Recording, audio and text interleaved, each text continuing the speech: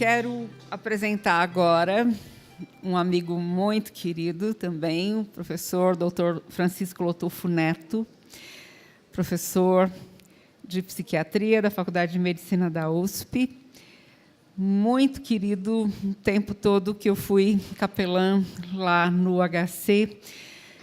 Foi um tempo riquíssimo, aprendi demais com ele, contei com o apoio muito importante dele e continuamos a contar para os nossos congressos, cursos, eventos. Ele sempre nos ajuda, nos estimula, indica nomes e nos ajuda demais em muitas áreas. É um amigo muito especial. E eu quero trazê-lo agora, convidá-lo para falar sobre fé e sentido da vida. Eu agradeço o convite para estar aqui neste congresso sobre cuidados paliativos.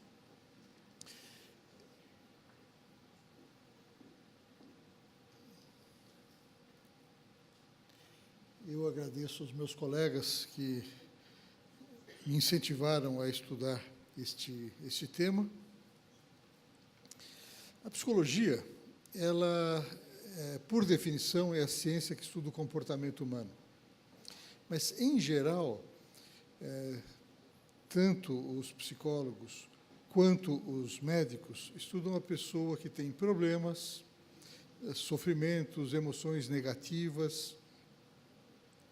Mas há uma área relativamente nova na psicologia que começou a se interessar pela pessoa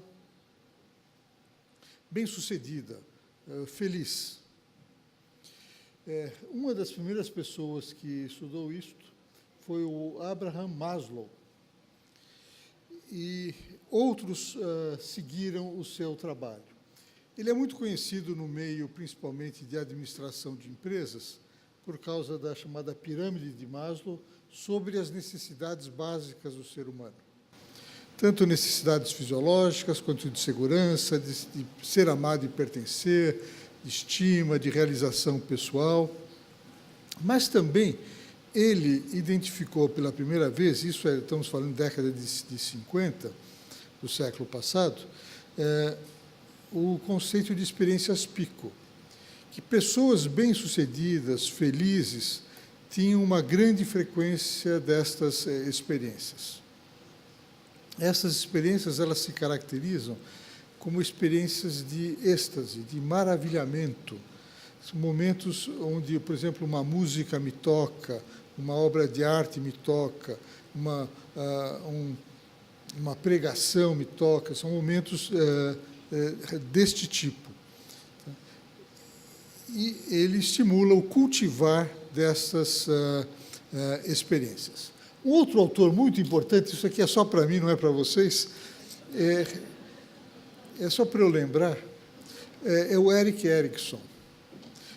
O Erik Erikson, ele propõe estágios do desenvolvimento humano até a idade bem avançada. São 8 estágios inicialmente, mais um para pessoas que ele constrói quando ele estava com mais de 90 anos de idade, ele e a esposa. Ele introduz isto. Para se chegar a uma velhice feliz, bem-sucedida, é necessário que dilemas de cada um dos momentos da vida sejam adequadamente resolvidos. Por exemplo, o adolescente, ele precisa resolver a chamada crise de identidade. Esse nome caiu na boca do povo, vamos dizer assim, se fala hoje em crise de identidade, é um termo do Erik Erikson. E a pessoa idosa, ela tem que olhar para trás e fazer paz consigo mesmo. O que eu consegui realizar, o que eu consegui atingir. Quem consegue fazer isto tem uma sensação maior de paz, plenitude nesse período da vida. Se não, a sensação é de desespero, desesperança.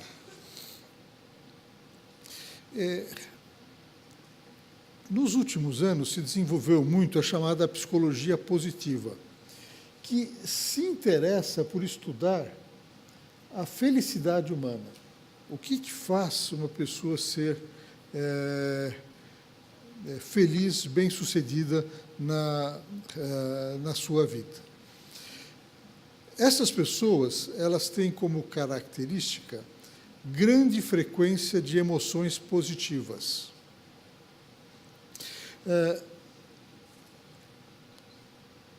O que determina isto? 50% da felicidade é de natureza genética. 40% de coisas que as pessoas fazem e 10% das circunstâncias. Nós tendemos a pensar que o principal são as circunstâncias. Então, sei lá, se eu ganhar a loteria, se eu viajar para a Europa, se eu achar a minha princesa encantada, e assim por diante, eu vou ser feliz. As circunstâncias são responsáveis por muito pouco da felicidade, e por alguns meses somente, poucos meses somente, porque existe um conceito que a gente chama de adaptação hedônica. A pessoa volta para o seu basal de felicidade determinada geneticamente. Este livro da Sônia Lyubomirsky é A Ciência da Felicidade. Ele é muito interessante, porque na primeira metade ela faz uma revisão sobre os estudos científicos acerca da felicidade, e na segunda metade, o que as pessoas felizes fazem. E essa é a lista que ela encontrou.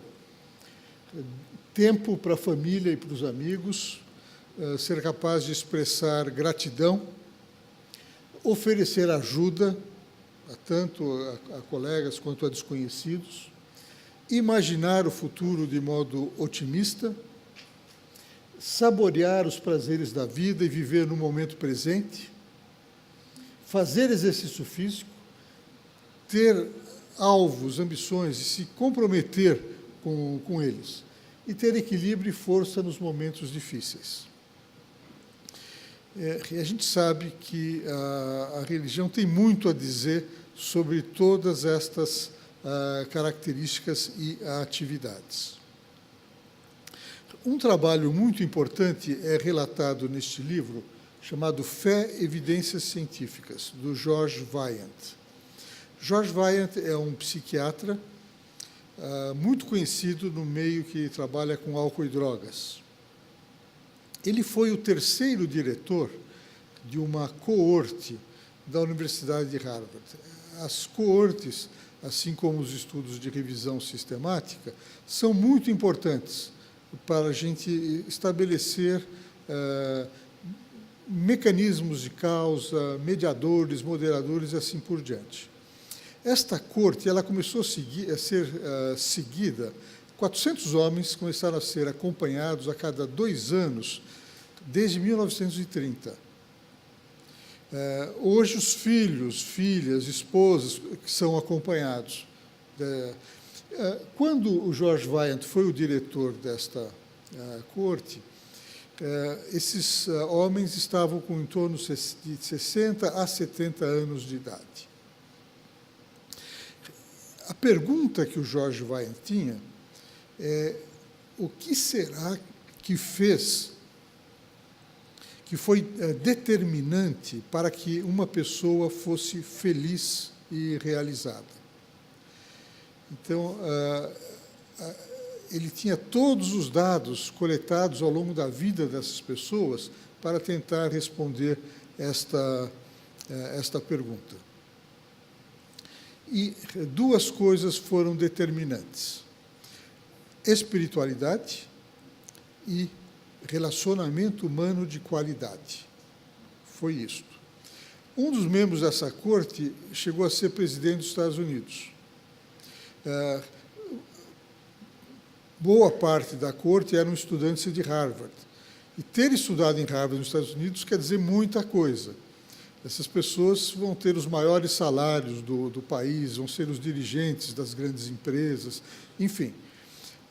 Esses parâmetros de sucesso não tiveram relevância nenhuma no determinar a felicidade, mas foi espiritualidade e relacionamento humano de qualidade. Ele conta histórias muito interessantes sobre essas pessoas. Uma delas, que me chamou muito a atenção, era uma pessoa que, quando começou a ser seguida, lá em 1940, por aí, a equipe jurava que essa pessoa ia terminar na cadeia. Que era tudo de errado, tudo de errado. E foi uma pessoa extremamente útil, feliz e bem-sucedida. O que foi determinante na vida dessa pessoa? Uma coisa que foi determinante foi o casamento. Casou com uma pessoa que gostava dele e a família o acolheu e lhe deu esse relacionamento humano de qualidade.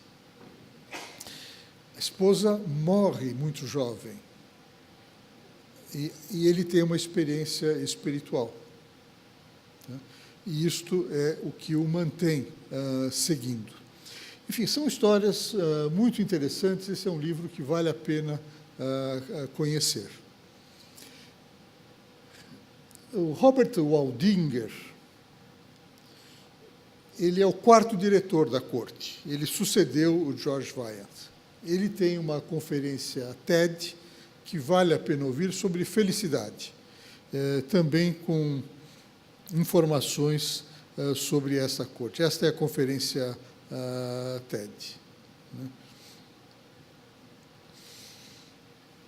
Então, quando se estuda a psicologia positiva, ela mostra que é muito importante ter emoções positivas. E vai definir espiritualidade desta forma: o amálgama das emoções positivas que nos une aos outros seres humanos e à nossa experiência com o divino, como quer que o concebamos. É muito interessante este trabalho deste psicólogo chamado Plant, onde ele vai mostrar que as emoções positivas, assim ditas pela psicologia, são o fruto do espírito. E ele vai fazer uma revisão sobre o que a ciência tem a dizer a respeito do amor, do gozo, da paz, da longanimidade, benignidade, bondade, fé, mansidão, temperança, assim por diante. Então, quando nós estamos falando de espiritualidade, nós estamos falando a mesma coisa que a psicologia chama de emoções positivas. E o George Wyand diz isso: não é possível distinguir as emoções positivas daquilo que as pessoas entendem por espiritualidade. A espiritualidade é uma palavra complicada hoje, porque ela era um pedacinho da religião e hoje ela é maior que a religião e quer dizer um monte de coisa e coisas muito esquisitas, às vezes fazem parte do nome. Mas ela está estreitamente relacionada à experiência religiosa. E todas as religiões têm as suas práticas para desenvolver a espiritualidade. Há um estudo muito interessante de dois jesuítas, Cunningham e Egan, sobre o desenvolvimento da espiritualidade cristã.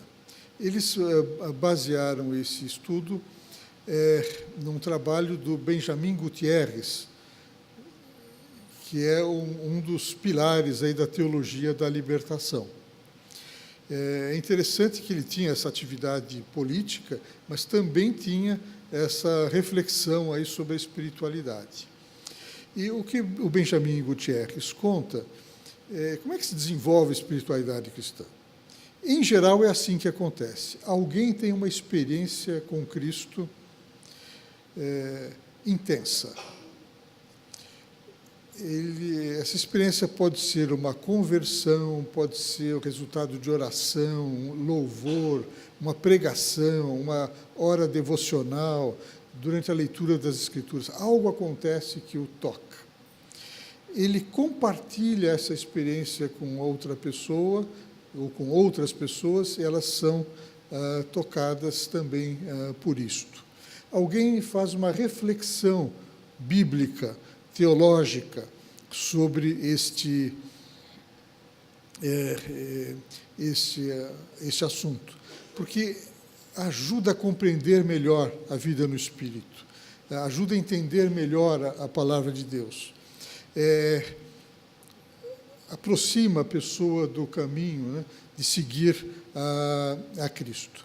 Então, essas pessoas articulam estas experiências, tentam expressar isso através de escritos, arte, e assim por diante, e se forma uma escola espiritual.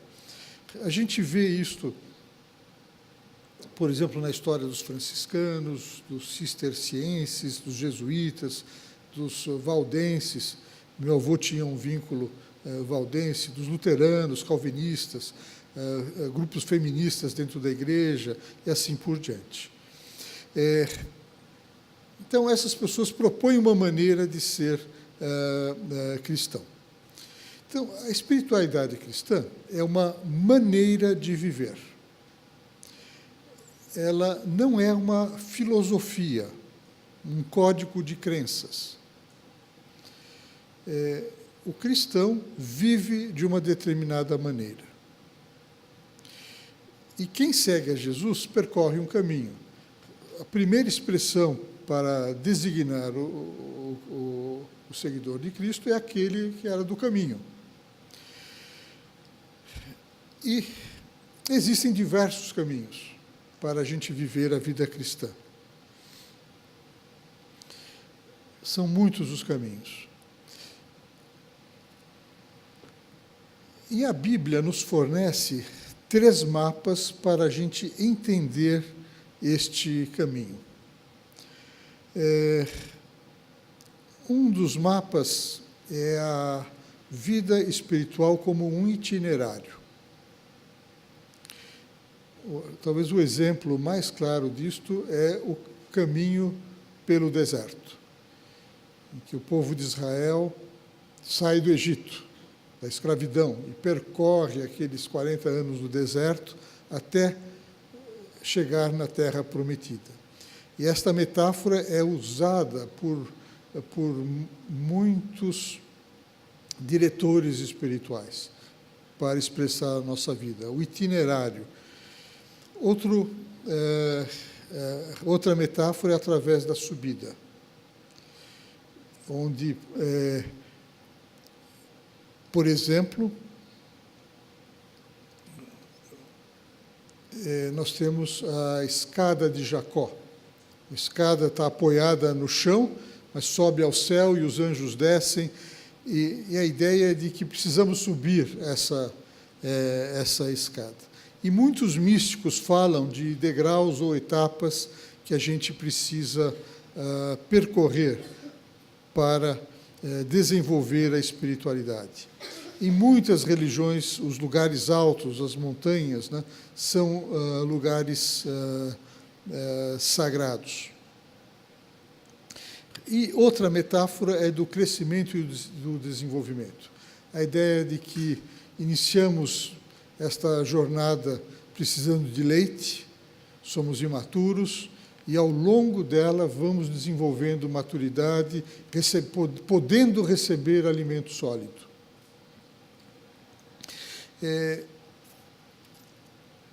Outra metáfora desse tipo é de que somos filhos, e sendo criados, vamos dizer assim, nutridos, para que tenhamos esse desenvolvimento que Deus exige. E para desenvolver e percorrer esses itinerários, a subida, e crescer do ponto de vista de maturidade, há uma série de disciplinas que são apresentadas. A oração, o jejum, a meditação, o viver na presença de Deus, estar sozinho, mas em comunidade, como os padres do deserto viviam, a amizade, escutar a palavra e cumpri-la. Há diversas disciplinas que a gente pode percorrer depois da conversão para facilitar o crescimento espiritual. Esse livro do Richard Foster, Celebração da Disciplina, e outros livros relacionados dele ou que comentam o trabalho dele são muito interessantes nesse caminho. E o livro do Cunningham e do Egan, A Espiritualidade Cristiana, Temas de la Tradición, é muito interessante. Uma das disciplinas mais estudadas pela medicina é a prática da meditação. A meditação, ela entra na medicina por causa deste homem. Os meus alunos não sabem mais quem é. E se você sabe, não é bom sinal.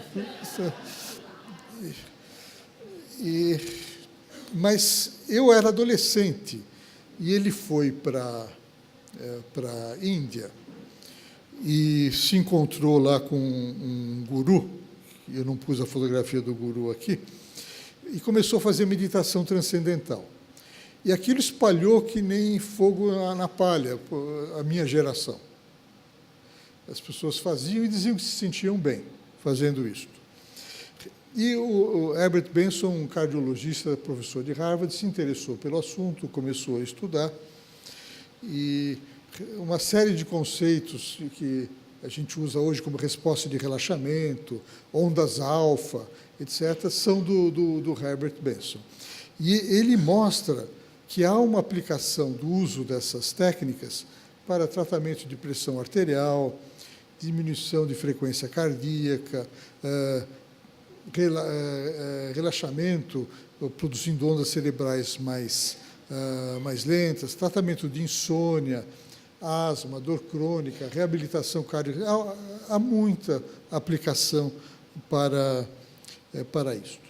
O que o Benson mostra é que, para produzir esta resposta de relaxamento, não é necessário o lado esotérico, porque na meditação transcendental você tem uma cerimônia de iniciação, você vai de branco com uma flor e recebe uma palavra em sânscrito que você precisa manter na mente. Uma dessas palavras é a palavra Om, que é sagrada porque, para pronunciá-la, eu tenho que reproduzir a forma do universo. Eu tenho que fechar a boca, abri-la totalmente e fechá-la de novo. É uma elipse, a forma do universo. A coisa me chamou a atenção outro dia, aprendendo um pouco sobre os ícones da Igreja Ortodoxa.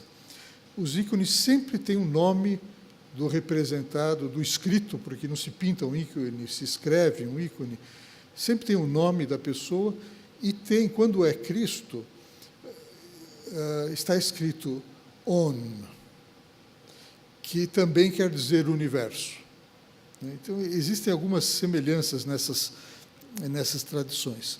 Mas o que o Benson mostrou é que você não precisa desse lado esotérico. Você precisa manter uma palavra, um estímulo na mente. E, se você fizer isso, você produz a resposta de relaxamento. Então, estou falando aqui do ponto de vista psicológico-médico, mas a resposta de relaxamento é a porta da experiência mística, do ponto de vista religioso. Depois se desenvolveu a mindfulness, onde você presta atenção no momento atual. Agora, você vai olhar, essas coisas, elas estão presentes na tradição judaico-cristã há 1.500, 1.600 anos. Isso faz parte da nossa tradição. Se a gente considerar do lado judaico, 2.000, 3.000 anos isso está presente, né? Então, na tradição judaica, né, nós temos lá aquele que tem o prazer na lei do Senhor e na sua lei medita de dia e de noite. O meditar. Tá? Esta palavra meditar em hebraico, hagá, ela quer dizer recitar a palavra que faz a pessoa sentir mais plenamente a presença de Deus. Tá? Ela foi traduzida para o grego por matete, que quer dizer descer à profundidade do próprio ser, ao coração. Isso não é uma coisa de formalidade, é de tocar o coração. E para o latim, na Septuaginta, por meditatio, que é a mesma palavra usada para um exercício militar, para preparar uma peça de teatro, os ensaios da peça de teatro, onde eu repito, pratico. Então, a meditação, ela tem este lado de que é necessário praticar. A minha boca falará de sabedoria, e a meditação do meu coração será de entendimento. Então, já os monges do deserto, os padres do deserto, praticavam a meditação. A gente tem ensinos sobre isto, e apesar de viverem nas celas, nas cavernas do deserto, se reuniam semanalmente para o culto e para um auxiliar o outro, ver se tudo estava bem. Se alguém não aparecia no culto, iam lá ver o que estava acontecendo com ele. Era uma vida solitária, mas em comunidade. Tá? E meditavam sobre a palavra. Então, há relatos, por exemplo, do abade Amós. Fomos ver o abade Aquiles. Ouvimos que estava meditando sobre Jacó, não temas descer ao Egito. Durante muito tempo fez essa meditação. É uma leitura diferente do que nós, de tradição reformada, muitas vezes estamos acostumados, que é dissecar a exegese do texto, etc. Aqui não, é o texto falando a você. O que esse texto tem a dizer para mim hoje?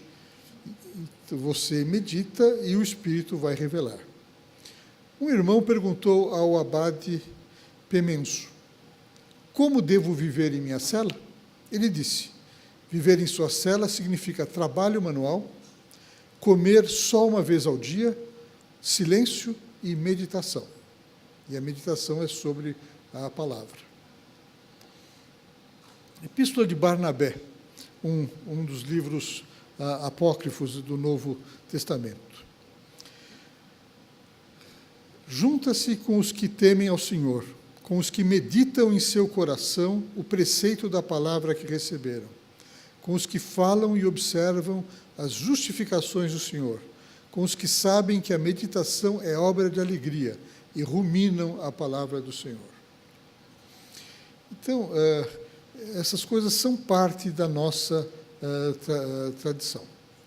Meditar, então, é buscar, pensar com o coração, recitar, ruminar, mastigar a palavra, divertir-se na palavra do Senhor. Meditação judaica, uma série de rezas que são repetidas, né? O Shema Israel, Adonai Eloheinu, enfim. E isto faz parte da Kabbalah. A Kabbalah propõe a árvore da vida, sempre representada nas sinagogas, e esta árvore você tem estágios que você precisa percorrer. São esferas, o Sefirot, chamado assim. Em cada estágio você pratica a meditação. E você vai meditar sobre os nomes de Deus. Avirá, Avita, Adonai, Ahavá, enfim, todos os Kavod, todos os nomes que a Torá aplica ou se refere a Deus. O tetragrama e assim por diante. E o objetivo, né, é acender a árvore, é ser iluminado. Então, você deve escolher um lugar quieto e silencioso, relaxar, limpar a mente, respirar, ficar em silêncio, em reverência e pedir que Deus o agracie com amor e e sabedoria. Este monge, Thomas Merton, trouxe essas práticas para mais próximas das pessoas no século XX. Esse livrinho, a Filocália, são os ensinos dos padres do deserto. E uma das coisas que este livro ensina é uma forma de meditação chamada oração do coração, onde eu repito uma reza ao ritmo da minha respiração. Esta reza, em geral, é assim: Senhor Jesus, tem misericórdia de mim. E eu mantenho esta oração no ritmo da minha respiração, quando eu inspiro e expiro. É chamada oração do coração. Ela é muito bem relatada neste livro, que tem diversos nomes. Uma das edições é o Peregrino Russo. É um livro anônimo,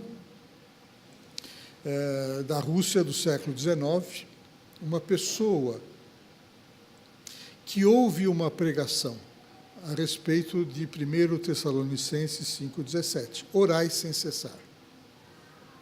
E ele quer descobrir o que é isto, o que significa orar sem cessar, como viver este mandamento bíblico. E o livro é a história dele percorrendo caminhos, buscando alguém que lhe explique como é essa experiência. E a resposta é a oração do coração. É um livro muito interessante. Na Igreja Católica, as catedrais têm o labirinto. E o labirinto está lá para você percorrê-lo e meditar enquanto o percorre. Esse é o labirinto da Catedral de Chartres. Este filme, Homens e Deuses, eu recomendo intensamente este filme. É sobre a experiência monástica. O filme é emocionante, é muito emocionante, e dá uma ideia de como é que se vive algumas das coisas que nós estamos comentando hoje.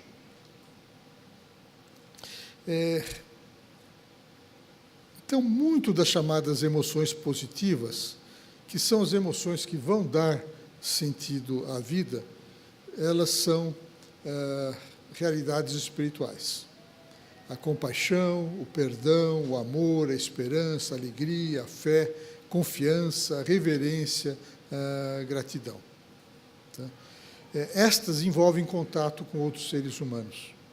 A gente precisa estar na igreja para isto ser realidade. Algumas são individuais. O entusiasmo, o contentamento, a satisfação, a sensação de controle e a autocompaixão. A compaixão, hoje, é muito importante na psicologia. Esta palavra quer dizer sofrer com, mas não é sofrer só. Ela é um sentimento que eu tenho pelo outro, mas que envolve atividade. Eu me envolver para ajudar a aliviar o que o outro está sentindo. Muito dentro do que foi apresentado na palestra anterior sobre os cuidados paliativos. Compaixão é essencial na relação médico-terapeuta-paciente. Ela é uma habilidade que pode ser treinada. A prática da compaixão tem repercussões em sistemas neurofisiológicos e autoimunes. Hoje, a biologia da compaixão ela já é estudada. E existe uma forma de psicoterapia que é chamada terapia focada na compaixão, que busca aplicar a compaixão no cuidado das pessoas.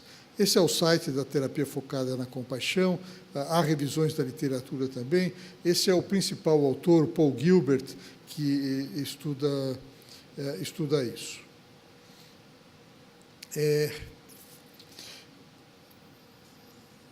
Se puder passar este vídeo.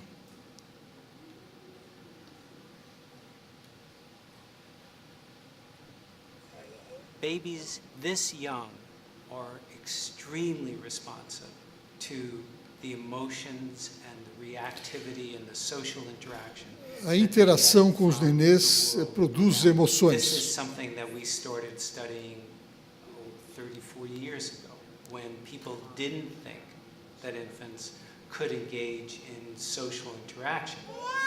And the still face experiment what the mother did was she sits down and she's playing with her baby who's about a year of A mãe age. brincando com o nenê, a gente já viu isso milhares de vezes. She gives a greeting to the baby gives a greeting back É to her. dançar, é This diálogo baby entre os starts dois. pointing at different places in the world, and the mother's trying to engage her and play with her. Os They're dois estão working brincando, to envolvidos. coordinate their emotions and their intentions As what they emoções want estão in coordenadas. the world, and that's really what the baby is used to.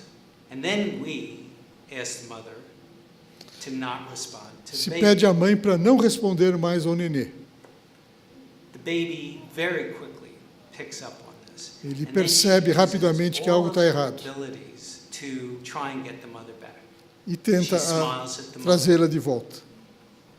She points because she's used to the mother looking where she points.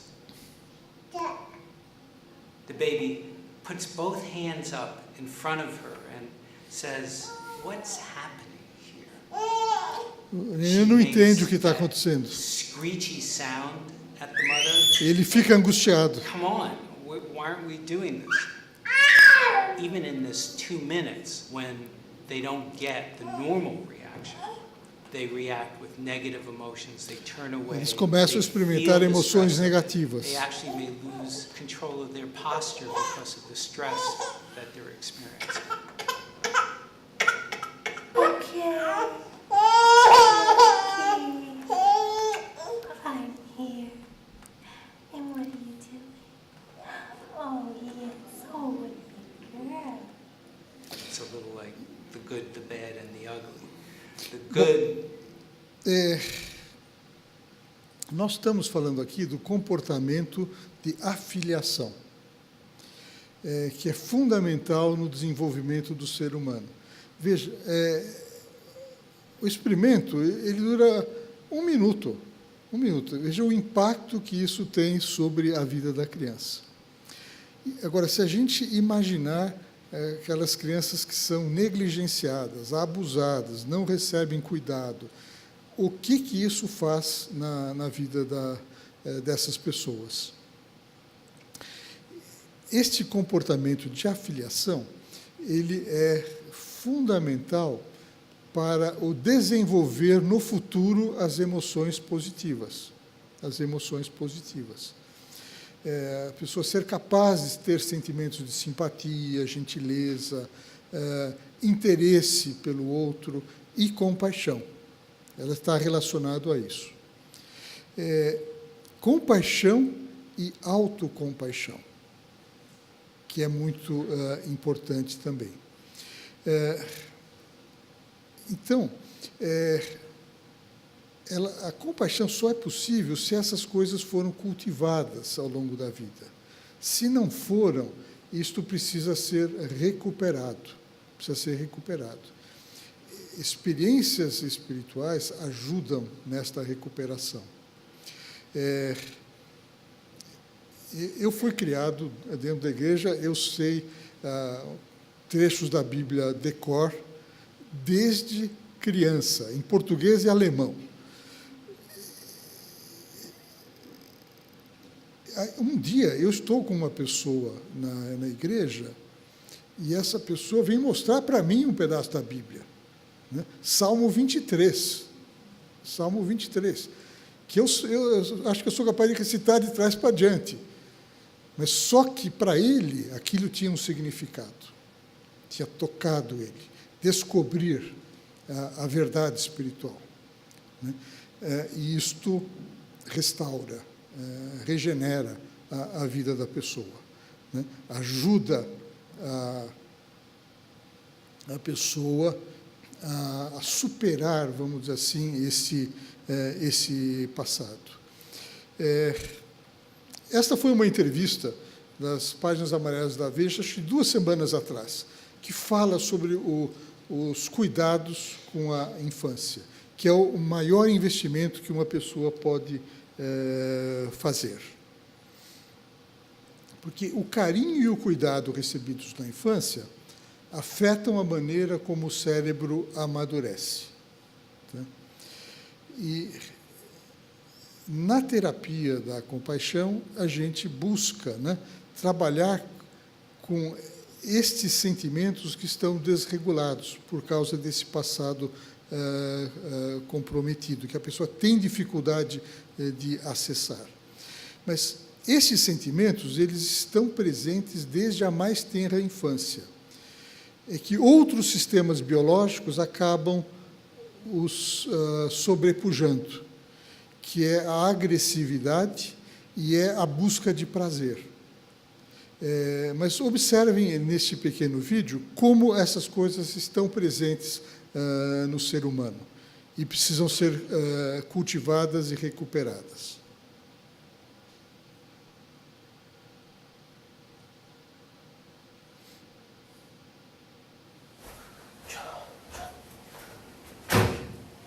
Oh.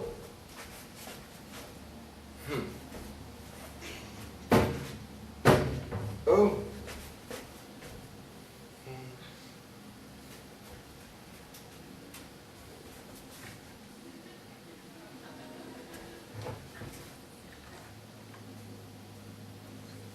So. So. Einmal hier und einmal. Oh.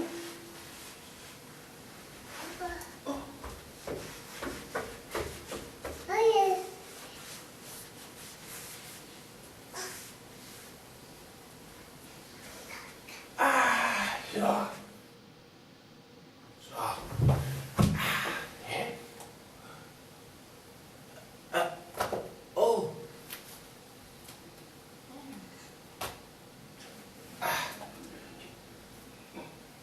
Oh.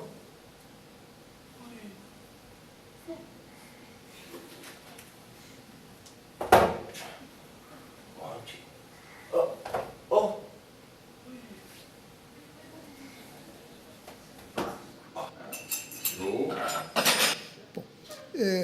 Esses sentimentos estão presentes, mas eles se perdem.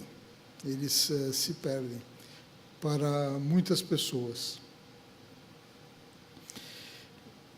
E a compaixão, ela tem esses atributos, que é cuidar do bem-estar de si e do outro, sensibilidade, simpatia, tolerar o sofrimento, ter empatia, saber se colocar no lugar do outro, não julgar, tem estes atributos que precisam ser cultivados. Existem exercícios que ajudam a desenvolver a compaixão. Tá?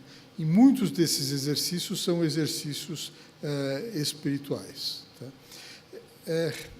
Esse é um livro muito interessante também sobre isso, da Karen Armstrong. Ela ficou muito conhecida por causa de um outro livro chamado A História de Deus, que foi um best-seller. Ela é uma freira, deixou o hábito, ela é uma professora de religiões comparadas. E ela ganhou um prêmio TED. Existe também uma conferência TED dela. Com este prêmio, ela vai fazer uma pesquisa do que de melhor a religião tem a oferecer para que as pessoas desenvolvam a compaixão. E o livro chama 12 Passos para uma Vida de Compaixão. E eu encerro com esta frase do Dalai Lama. E, se quer que os outros sejam felizes, pratique a compaixão. Se você quer ser feliz, pratique a compaixão. E a compaixão é uma das emoções positivas, consequência da espiritualidade, que mais impacto podem ter na vida de um ser humano para que ela seja uma vida feliz, realizada e bem-sucedida.